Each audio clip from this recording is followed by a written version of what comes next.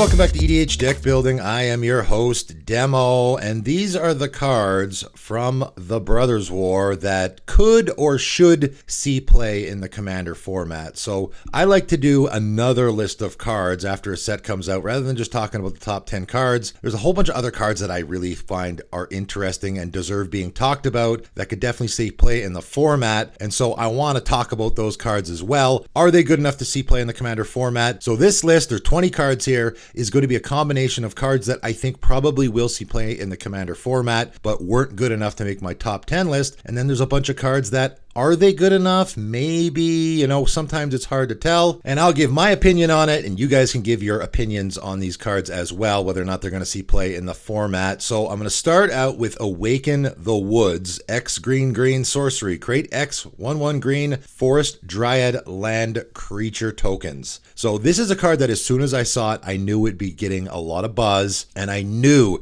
that not including it on my top 10 list would get some pushback from people, and they'll be like, where's this card on your list? I don't think it's that great. There is some big potential here, obviously, because it is an X spell with regards to lands. However, there's a whole bunch of scenarios here that I don't love, okay? So scenario number one is, I'm going to compare this to Skyshroud Claim, all right? So Skyshroud Claim is a card I use a lot. 4 mana, I get 2 lands. They're forest, which means I can get a Triome, I can get an Overgrown Tomb, something like that. They can come into play untapped, possibly, so I can use them right away. If I do the same thing with Awaken the Woods, I'm spending 4 mana, I'm getting 2 essentially Dryad Arbors, right? That's what Awaken the Woods is doing. It's creating Dryad Arbors. And overall, I don't love Dryad Arbor in the format, but I'll get back to that. So I'm getting myself basically 2 lands that are also creatures. They are affected by summoning sickness, so I can't use them right away. If I'm looking at that specific situation where X is like 2 or a lower number, almost always I'm probably going to choose the Skyshroud Claim in that situation.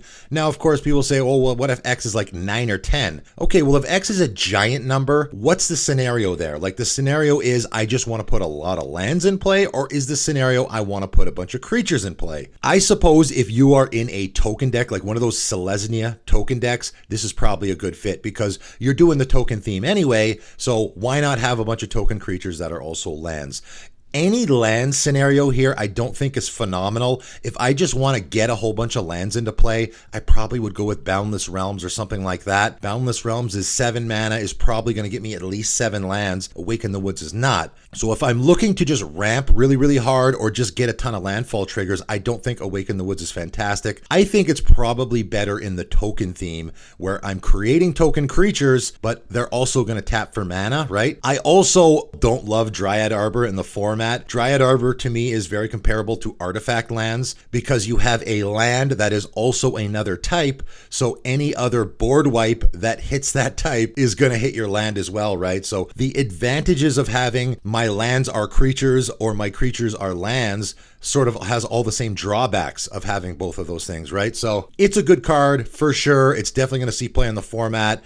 I think it's one of those cards that maybe people are getting a little too excited about. It isn't super fantastic. Next up, let's talk about Brother's End. And this is a card that I sort of missed. Honestly, I think I probably should have put this on my top 10. I think it's really good. So 1 red sorcery, choose 1. And I always love modal cards in Commander. Brother's End deals 3 damage to each creature and each planeswalker. So it's a nice little board wipe, or destroy all artifacts with mana value 3 or less. So a really good artifact sweeper as well. I think this is actually a really good card in the Commander format. It's definitely going to see play. I probably should have put it on my top 10. Moving on, let's talk about Temporal Anchor. 3 blue legendary artifact. At the beginning of your upkeep, scry 2. Whenever you choose to put 1 or more cards on the bottom of your library while scrying, exile that many cards from the bottom of your library. During your turn, you may play cards exiled with Temporal Anchor. So basically what this card's going to do is whenever you're scrying, instead of tucking cards on the bottom of your library like you normally would when you don't want them on top of your library,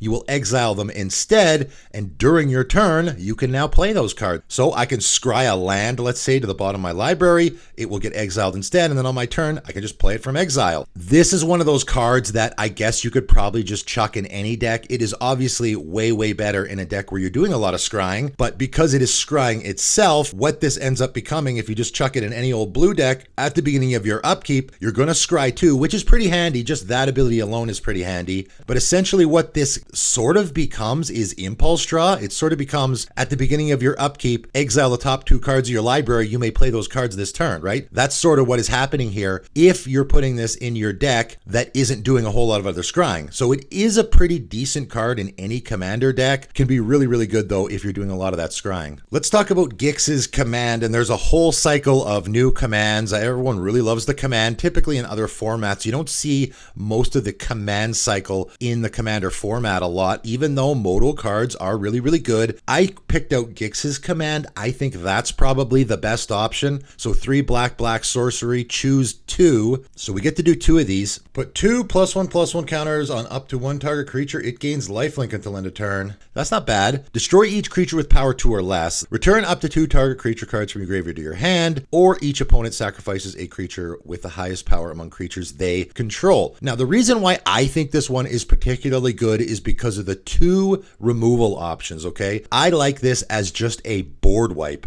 Because what you're going to do if you pick that 2nd and 4th option is you're going to destroy each creature with power 2 or less. So all the creatures on the board, yours included, with power 2 or less, that's going to get rid of a lot of creatures. Also, though, you're making each opponent sacrifice their creature with the greatest power. So for most of your opponents, I think this is just going to be a straight up board wipe, right? This is going to be a one-sided board wipe for your opponents where it's going to knock off all their small creatures. And if they happen to have a big creature like their commander, that's gone as well. For you, though, just gets rid of those little creatures and you get to keep your big ones. Having those other options on this card is good, but I think playing this just as a board wipe is a pretty decent option and can be almost a one-sided board wipe sometimes. Is this card actually good enough to play? I don't know. I'm not sure if I would actually put this in a deck. It is decent. Next up, we have a couple of white removal spells. I'm going to talk about them both at the same time. Soul Partition and Lay Down Arms. And again, just like with the white card draw, which I will get to, the white removal is another situation where I'm like, okay, well, white has got so much fantastic removal in the format. Whenever I see a new white removal spell, I don't really know how to rate it. So Soul Partition, 1 and a white instant, exile target non-land permanent. For as long as that card remains exiled, its owner may play it. A spell cast by an opponent this way costs 2 more to cast. So as a removal spell, this isn't fantastic. It's a little bit of a temporary removal spell, right?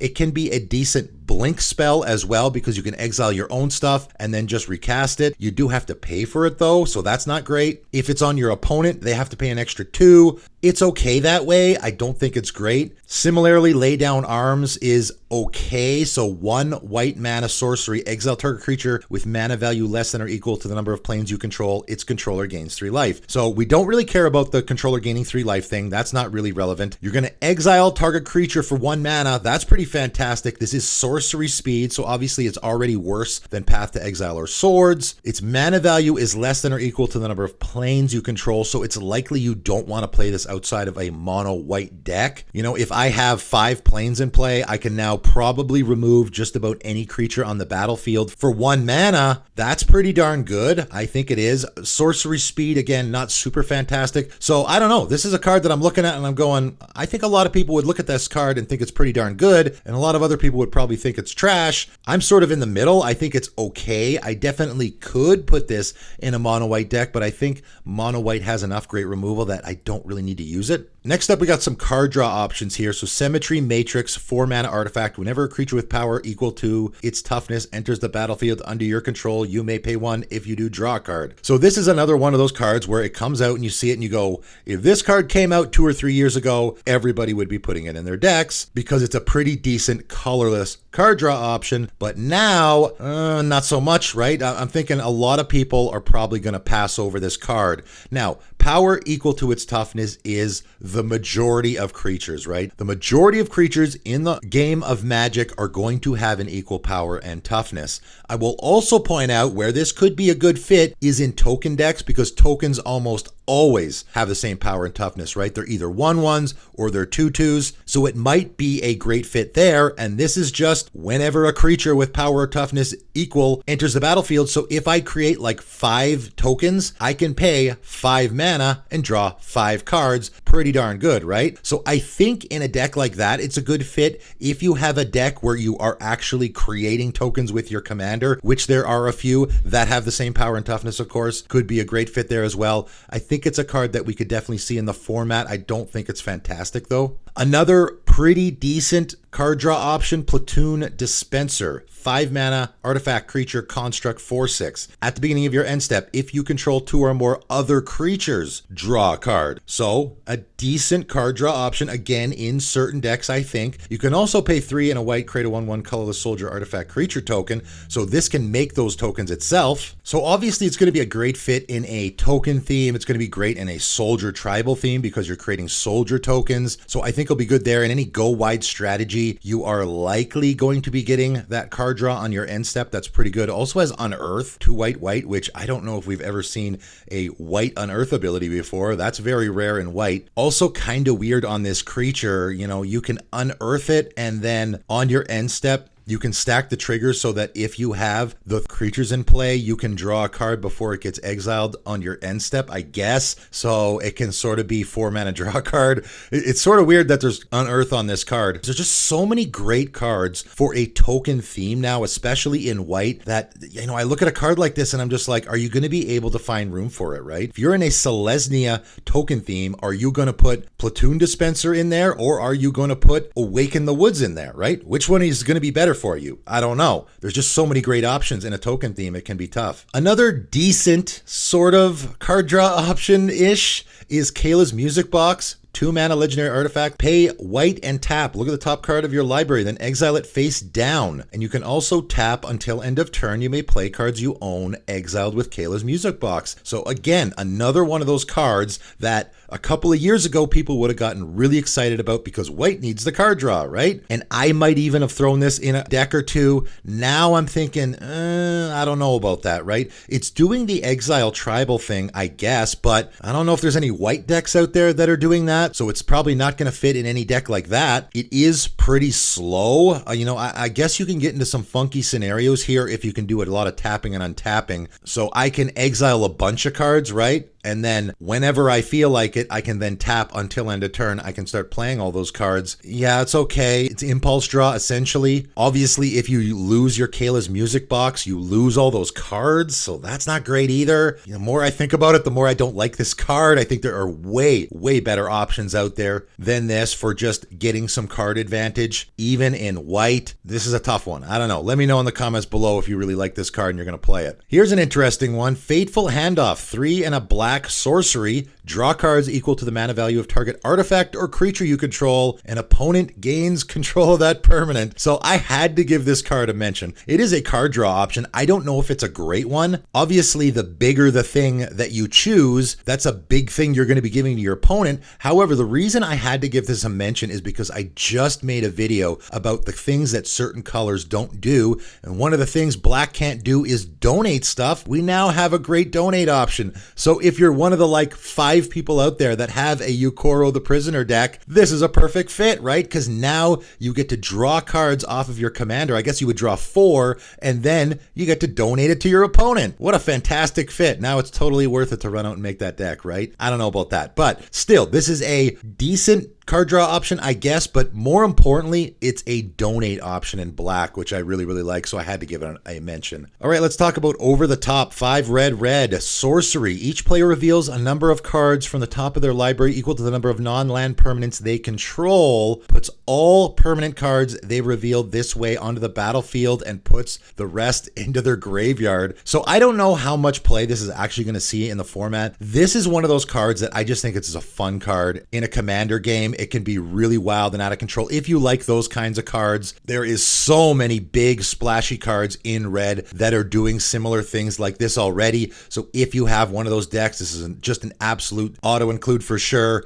If you like just let's see what happens kinds of cards, this is definitely one of those. However, it can also be advantage you if you build around it, right? So I see this card, interestingly enough, as a combination of a couple of green cards, Primal Surge and the Great Aurora. If you build your deck around it, which I've seen a lot of people do, it's huge advantage for you. Over the Top can be exactly the same way. Players are revealing cards from the top of their library equal to the number of non-land permanents they control. So if you have a lot of non-land permanents, it's going to be more of an advantage for you. And if you have a lot of permanents in your deck, in general, it'll be more of an advantage for you because you are revealing cards equal to the number of non-land permanents you control. But if you reveal all instants and sorceries, you're not going to be putting a whole lot of stuff into play, right? You're only putting the permanents into play. That's why I like the comparison to Primal Surge. If your deck is loaded with permanents, you're going to be getting a lot more stuff than your opponents are getting. So it's an interesting card. I think you might be able to build your deck around it enough where you can get a huge advantage off of it and your opponents aren't getting much. But also, it's just one of those really fun, splashy cards that I think are interesting in a Commander game. And I think just casting it and seeing what happens could be interesting. I think it'll definitely see a little bit of play in the format. All right, let's talk about Kayla's Reconstruction. Sort of a similar theme here. X white sorcery. Look at the top 7 cards of your library. Put up to X artifacts and or creature cards with mana value 3 or less from among them onto the battlefield. Put the rest on the bottom of your library in random order. So this card is one of those cards where it can be really, really good, and you can also whiff. I don't love cards that have the possibility of whiffing. Whenever you see these X spells, I think a lot of people will imagine the most ridiculous scenario. You know, a lot of times you think of Genesis Wave and stuff like that. Genesis Wave isn't very good if you're only casting X's 2 or 3, right? This is similar. This is sort of a white Genesis Wave. The weird thing here is you're only getting mana value 3 or less, so the bigger your X is, it's not going to help you that much, right? So I don't really want to have an X that's greater than like 4 or 5 here, I don't think, because I'm going to only look at the top 7 cards of my library. So what are the chances I'm going to get more than like 4 or 5 mana value 3 or less cards? Can't get lands here, right? In fact, this is almost the opposite of Genesis Wave, where I actually probably just want a small number, right? I can actually just cast X's 2 here. So now I'm paying 5 mana. I get to look at the top 7 cards of my library, take 2 artifacts and or creatures that are mana value 3 or less and put them onto the battlefield. That seems kind of good, I guess. So maybe it's sort of like Collected Company in a way. You know, it's weird. You're sort of in a situation where you actually don't really want a big X. It doesn't help you that much. I don't know. This is a card that is really tough to evaluate. It's one of those cards I think you actually have to see in action to figure out how good it really is. Who's going to play this card? Is it pretty decent? I think it's definitely decent in a lot of particular themes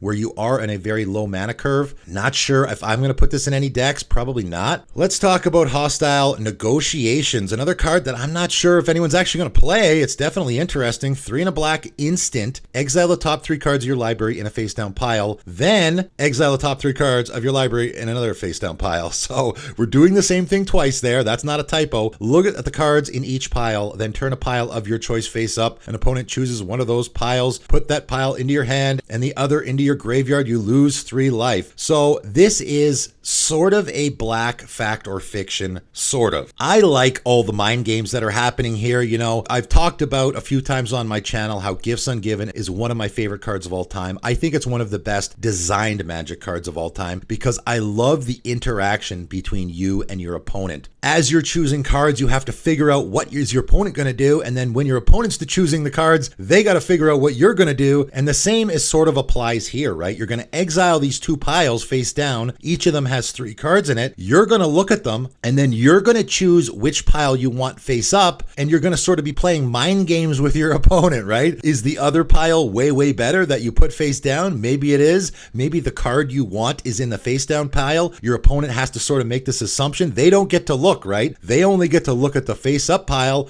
and then the face down pile, they sort of have to guess what's in there. In a graveyard deck, this is just extra good because the other pile's going into your graveyard, so sort of win-win for you, right? This is definitely a card I could see being played in the format. Is it going to get a lot of play? I don't know. Again, this is another card I looked at and I was like, oh, okay, well, it's very much like Fact or Fiction, and that's a card that people seem to like a lot. It also is doing sort of that really neat politics thing, so people might like it for that reason as well. Is it going to see a lot of play? I don't know. Is this card going to see any play in the format? When I first read it, I thought for sure it would, and then I was like, well, hold on, maybe not. The Stasis Coffin, 3-mana legendary artifact. Pay 2 and tap, exile the Stasis Coffin. You gain protection from everything until your next turn. That seems pretty good, right? Originally, I thought, all right, well, this is sort of like colorless Teferi's Protection, isn't it? So of course it's going to see a lot of play. Well, hold on, yes and no. Teferi's Protection is a lot better for a bunch of reasons. First of all, your stuff phases out. Secondly, it says your life total can't change. Protection means you can't take damage, you can't be targeted, you can't get auras attached to you. So I guess if you have protection from everything, that means curses aren't going to work. If you have curses on you already, this will knock them off, so that's good. I think the big way for you to be using this is you're just not going to take damage from attacking creatures, right? If you're getting run over by a Craterhoof Behemoth attack, you can 2-mana exile this, and now you're not going to take any damage. And it's until your next turn, so if your next opponent and your next opponent also plan on attacking you, not going to do anything. Now, all of your permanents can still get knocked off. You can still lose life. So if your opponent has an exsanguinate sort of effect, this is not going to help with that situation at all. Basically, this is protecting you against getting targeted with anything and also from taking damage from anything. But can be really good if you're sort of setting up that big win, right? If I have some situation where I'm going to win on my turn and my opponents know that I am, so of course they're all going to come at me. Stasis Coffin, I exile it, and now they're running out of options to kill me before my next turn in which I win, right? So it can be good in situations like that as well. This is a tough one. I don't know. How much play is this going to see in the format? I guess we shall see. Next up, we got Flow of Knowledge, 4 and a blue instant. Draw a card for each island you control, then discard 2 cards. I think this is a pretty decent mono blue card draw option. Now, I say mono blue because I think you likely will not be playing this outside of a mono blue deck. Any mono blue deck, though, I think this is a pretty fantastic card draw option. Instant speed. If I have, let's say, 5 lands, 4 of them probably will be islands, I think, because one of them might be a non-basic land of some kind. So now I'm going to be drawing 4 cards, discarding 2 cards at instant speed. I think that's pretty darn decent. However, the sky's the limit here, right? So now later in the game,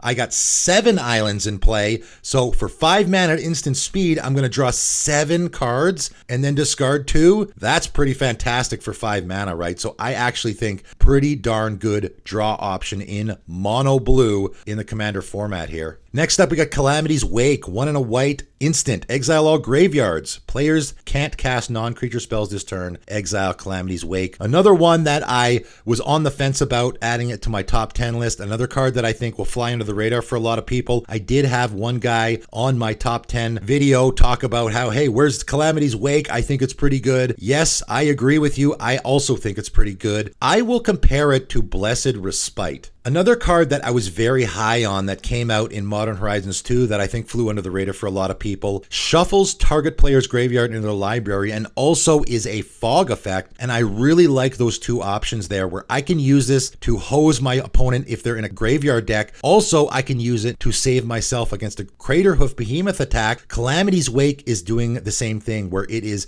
a instant speed graveyard hate spell, which is fantastic. You never know when your opponent's going to cast that living death and recur their entire graveyard. So 2 mana, haha, I exile everyone's graveyard. Now that doesn't happen. Also, though, players can't cast non-creature spells this turn. You can use this on your opponent's turn where you again suspect that they're going to go off, cast this on their upkeep. Now, if they plan on storming off or whatever, they can't do so. Also, though, you can cast it on your turn, which is, I think, another interesting way to use this card. All those counter spells out there, almost entirely non-creature spells, right? So now on my turn, I'm just going to cast this on my main phase. Exile all graveyards? Okay, great, whatever. But players can't cast non-creature spells this turn, and there is a really big creature that I want to get onto the table, like maybe my commander. My opponents are going to probably want to stop it. Now they can't cast non-creature spells. So it can be used in that way as well. Really versatile card. I think it is pretty darn good in the format. Next up, Blade Coil Serpent, X and 6. Artifact creature serpent 5/4. When Blade Coil Serpent enters the battlefield, for each blue spent to cast it, draw a card. For each black spent to cast it, each opponent discards a card. And for each red spent to cast it, it gets +1/+0 and gains trample and haste until end of turn. So this is an interesting card that when I saw it, I was like, there's too much colored mana symbols in there. I don't like it, right? So first of all, of course, in the Commander format, we have to play this in a Grixis deck. It's got to have blue, black, and red. Now, in an actual Grixis deck that is only playing blue, black, and red, I don't think this is very good. Where I think this card can be really, really good is in a 5-color deck. Now, why a 5-color deck? Because when I use this card, I am likely going to want to use only one of its abilities. What I'm going to want to do when I cast this card, let's pretend I only cast it for the 6 mana. If I cast this for all blue mana, what's going to happen is when it enters the battlefield, I get to draw 3 cards. 6 mana, get a 5/4 body, draw 3 cards is pretty darn good. Or I can use all black mana, and now each opponent is going to discard 3 cards. Again, I think that's pretty good for 6 mana. Or I can do the red option, which I think is the worst, and I probably won't be doing that. Now, I know people will be saying, well, where are you getting all the blue mana or the black mana from in a 5-color deck? 5-color decks tend to run Chromatic Lantern or the World Tree or Dryad of Elysian Grove, are cards that make all your lands produce any kind of mana. Toxicrene is a great one from Warhammer 40k that I would probably throw in a 5-color deck if I was making one. They have a lot of effects like that. That's why I think Blade Coil Serpent is good in a 5-color deck, because now all my lands are tapping for blue mana, so I can just put all blue mana into this if I want to refill my hand, or if I already have a full hand, it's later in the game, I can now cast this with all black mana and make all my opponents discard their hands. That's where I think this card is good. I don't think it's fantastic. I think it is very mana intensive with the actual colored pips. That's why in a 5-color deck, I think it might be a great fit, because you have that option of my lands can tap for any color of mana. Give it consideration for your 5-color deck. That's all I'm saying. Here's an interesting one. Teraceres Devastation, X2 black sorcery. You lose X life and create X tapped Power Stone tokens. Then all creatures get -1/-1 till end of turn for each artifact you control. So this is a very interesting card that is really tough to evaluate. So first of all, let's talk about the Power Stone tokens a little bit. There's obviously a ton of them in this set. Lots of cards that are creating lots of Power Stone tokens. I was going to talk about that landfall creature that is spitting out Power Stone tokens.